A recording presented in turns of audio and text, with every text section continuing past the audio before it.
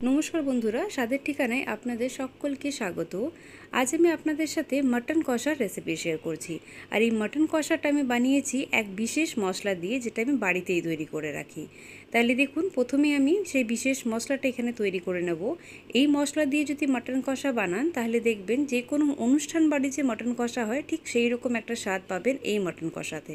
তার জন্য এখানে আমি প্রথমে নিয়ে নিয়েছি 3টে ছোটো এলাচ, 4টে লবঙ্গ, এক টুকরো দারচিনি, একটু জয়িত্রী, আর দিয়েছি ছোটো চামচের 1 চামচ গোটা জিরে, আর দিয়ে দিচ্ছি এখানে আমি জায়ফল।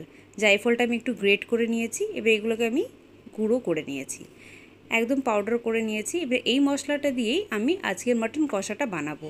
একদম সাধারণ একটা মটন কষার রেসিপি, কিন্তু খেতে এতটাই টেস্টি হবে যে কোনো অনুষ্ঠান বাড়ির স্বাদকে হার মানাবে। এবারে দেখুন, এখানে আমি নিয়েছি 750 গ্রাম মাটন, ভালো করে ধুয়ে পরিষ্কার করে নিয়েছি। তার মধ্যে আমি দিয়ে দিয়েছি টক দই। এখানে আমি বড় চামচের 3 চামচ টক দই দিয়েছি। তার সাথে দিয়ে দিচ্ছি আদা রসুনের বাটা, বড় চামচের 3 চামচ।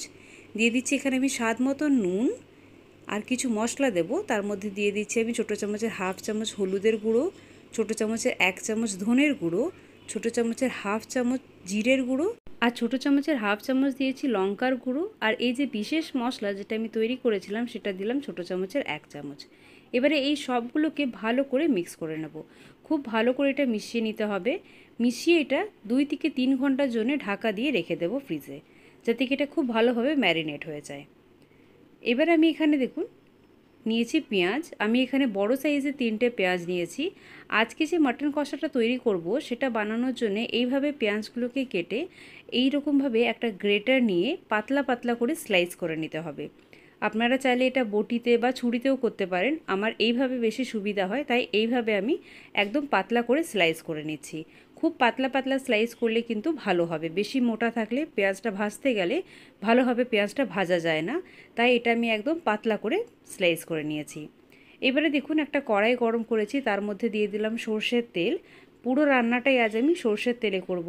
মাটন রান্না করার সময় এইরকমভাবে একটু যদি চিনি দিয়ে দেন, তাহলে দেখবেন মাটনের কালার খুব ভালো আসে। ভালো করে চিনিটা কিন্তু মেল্ট করে নিতে হবে। খুব ভালো করে মেল্ট করে নেওয়ার পর এখানে আমি কিছুটা পেঁয়াজ দিয়ে দেব। যেরকম আমি 3টে বড় সাইজের পেঁয়াজ নিয়েছি, সেটা থেকে 2টো পেঁয়াজ এখানে আমি দিয়ে ভালো করে ভেজে এটা আমি বেরেস্তা করে নিচ্ছি। খুব ভালো করে এটা একটু লালচে লালচে করে ভাজতে হবে। আর এটা বারবার নাড়াচাড়া করে ভাজলে দেখবেন খুব ভালোভাবে লাল হবে। নইলে কোনো একটা দিক ভালোভাবে ভাজা হয় আর কোনো দিকটা একটু পুড়ে যায়। তাই এইভাবে বেরেস্তাটা ভেজে নেওয়ার পর আমি এখানে দিয়ে দিয়েছি আলুগুলোকে একটু নুন দিয়ে আমি ঢাকা দিয়ে দিয়েছি। এবারে দেখুন, এটা যখন ঠান্ডা হয়ে গেছে পেঁয়াজটা, এটা এইভাবে হাতে ক্রাশ করলে কিন্তু সুন্দরভাবে ক্রাশ হয়ে যায়। আর এটাকে আমি মিক্সারে পেস্ট করে নেব। পেস্টটা করার জন্য এখানে যতটা বেরেস্তা করেছিলাম সবটা দিয়ে দিয়েছি। আর তার মধ্যে আমি দিয়ে দিচ্ছি একটু জল। জলটা খুব বেশি প্রয়োজন নেই, অল্প একটু সামান্য জল দিয়ে এটা আমি পেস্ট করে নিচ্ছি। দেখুন, এখানে পেস্টটা করে নিয়েছি, একদম স্মুথ একটা পেস্ট তৈরি হয়ে গেছে। এই পেঁয়াজ বাটাটা দিয়ে আজকের আমি মাটনের রান্নাটা করব। এবার এইদিকে আলুটাও ভালোভাবে ভাজা হয়ে গেছে। এবারে এক এক করে আলুগুলোকে আমি তুলে নেব। আলুগুলোকে একটু ভালো করে লালচে করে ভেজে নিয়েছি, যাতে কি আলুটা কষানোর সময় বেশি ভাজার প্রয়োজন না হয়। তাই এখানে আমি আলুটা ভেজে নেওয়ার পর এবারে এই তেলের মধ্যেই আমি দিয়ে দিয়েছি 2টো ছোটো তেজপাতা, একটা বড় এলাচ, আর এখানে আমি কিছুটা পেঁয়াজ রেখেছিলাম, মানে একটা বড় পেঁয়াজের কুচিটা এখানে আমি রেখে দিয়েছিলাম, সেইটা দিয়ে একটু ভালো করে নাড়াচাড়া করে ভেজে নিচ্ছি। আর এখানে ফোড়নে আমি 2টো শুকনো লঙ্কাও দিয়েছিলাম। এবারে দেখুন, এখানে আমি দিয়ে দিয়েছি ছোটো চামচের 1 চামচ চিনি।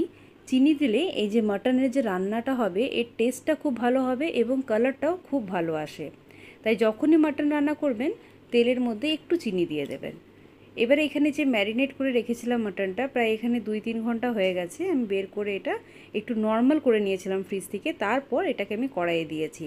দেওয়ার পর এটা খুব ভালো করে কষিয়ে নিতে হবে। এই সাধারণ মাটনের রান্নাটা আপনারা একবার অবশ্যই বাড়িতে করে দেখবেন। যে কোনো অনুষ্ঠান বাড়ির মাটন রান্নাকে টেক্কা দেবে এই সাধারণ মশলার মাটন রান্নাটা। এবারে দেখুন, এটাকে ভালো করে যখন একটু নাড়াচাড়া করে একটু কষতে দিয়েছি, তারপর এখানে আমি এই যে বেরেস্তার যে পেস্টটা করেছিলাম, সেটা এখানে আমি পুরোটা দিয়ে দিচ্ছি। এই বেরেস্তার পেস্টটার জন্যে মাটনের যে টেস্ট হবে সেটা অনেকটাই বেড়ে যাবে, আর কালারটাও খুব ভালো আসবে। এবার এটাকে খুব ভালো করে একটু মিশিয়ে দিচ্ছি।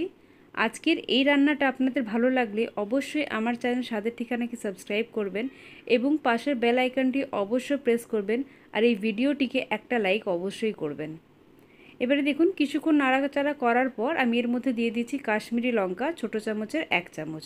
আর বাকি যে মশলাটা এখানে আমি তৈরি করেছিলাম আরও 1 চামচের মতন ছিল, সেটা পুরোটাই এখানে আমি দিয়ে দিলাম। দেওয়ার পর খুব ভালো করে এটা মিক্স করতে হবে। এটা কিছুক্ষণ কড়াইয়ে ভালো করে কষিয়ে কষিয়ে রান্না করতে হবে। দেখুন এবার আমি এর মধ্যে যে আলুগুলো আগে ভেজে রেখেছিলাম সেগুলোকে এখানে আমি অ্যাড করে দিচ্ছি। আপনারা যদি কেউ আলুটা আগে না ভেজে থাকেন তাহলে পেঁয়াজটা ভাজার সময় আলুটা দিয়ে প্রথমে একটু আলুটা ভাজা ভাজা করার পরে মাটনটা দিয়ে কষিয়ে নেবেন। এবার এখানে বেরেস্তা ভাজার যে বাটিটা ছিল তার মধ্যে যেটুকু লেগেছিল তার মধ্যে একটু জল দিয়ে আমি এটা ঢাকা দিয়ে দিয়েছি। ঢাকা দিয়ে প্রায় এটাকে আমি এইভাবে 15 থেকে 20 মিনিট করেছি, বারবার নাড়াচাড়া করেছি মাঝে মাঝে। এবারে দেখুন খুব সুন্দর একটা কালার অলরেডি এখানে আসতে শুরু হয়ে গেছে। আর এত ভালো গন্ধ বেরোয় এই মাটন কষার যে একবার যদি বাড়িতে না বানান তাহলে কিন্তু একদমই বুঝতে পারবেন না। এবারে দেখুন এখানে যখন কষানো হয়ে গেছে প্রায় 20-25 মিনিট কষিয়ে নিয়েছি, তারপর এটাকে আমি প্রেসারে দিয়ে দিচ্ছি। প্রেসারটা আমি এখানে একটু গরম করেছি, হালকা গরম করার পর এই পুরো মাটন কষাটা যেটা আমি এখানে মশলাটা ভালো করে কষিয়েছি সেটা এখানে আমি দিয়ে দিচ্ছি। ভালোভাবে এখানে মশলাটা দেওয়ার পর এর মধ্যে আমি জল দেব। এখানে আমি প্রথমে 1 গ্লাসের মতন জল কড়াইয়ের মধ্যে দিয়ে যেটুকু মশলা লেগেছিল সেই মশলাটা কড়াইয়ের গায়ের থেকে ধুয়ে এর মধ্যে দিয়ে দিয়েছি। আর তারপর এটার মধ্যে আমি আরও একটু জল দেব। মোট এখানে আমি 1.5 গ্লাসের মতন জল দিয়েছি। দেখুন এই মশলাটা যখন একটু ফুটে উঠবে, মানে ঝোলটা যখন একটু ভালো করে ফুটে উঠবে, তখন আমি এখানে সিটি দিয়ে দেব। ঢাকাটা লাগিয়ে এটা প্রায় 3টে সিটি হতে দেব। 3টে সিটি এখানে মিডিয়াম ফ্লেমে হয়ে যাওয়ার পর আমি এখানে একটু ঠান্ডা করে নিয়ে প্রেসারটা খুলেছি। এবারে দেখুন যে কড়াইটা ছিল সেই কড়াইয়ের মধ্যে এই যে মাটনটা আছে আমি পুরোটাই দিয়ে দিয়েছি। কড়াইয়ের মধ্যে দিয়ে ভালো করে এটা একটু ফুটিয়ে নিতে হবে। প্রায় 5 থেকে 7 মিনিট এটা আমি এইভাবেই একটু ফুটিয়ে নেব হাই ফ্লেমে, যাতে কি এখানে মাটনটা একটু কষা হয়ে যাক। আমি ঠিক দেখুন এইভাবে এটা 5 থেকে 7 মিনিট করে নেব। 3-4 মিনিট পর আমি এখানে দিয়ে দিচ্ছি চেরা কাঁচা লঙ্কা আর একটু ধনেপাতা কুচি। এগুলো দেওয়ার পর আবার আমি প্রায় 3-4 মিনিটের মতন ভালো করে একটু কষিয়ে নেব।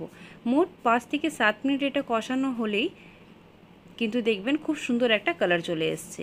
ঠিক কিছুক্ষণ পরে আমি আপনাদের দেখাচ্ছি, দেখুন কত সুন্দর একটা কালার এসছে এই মাটন কষার। আর এটা খেতেও কিন্তু ভীষণ ভালো হয়, তাই অবশ্যই একবার এইভাবে মাটন রান্নাটা করে দেখবেন। রেসিপিটি ভালো লাগলে অবশ্যই ভিডিওতে একটা কমেন্ট করবেন আর ভিডিও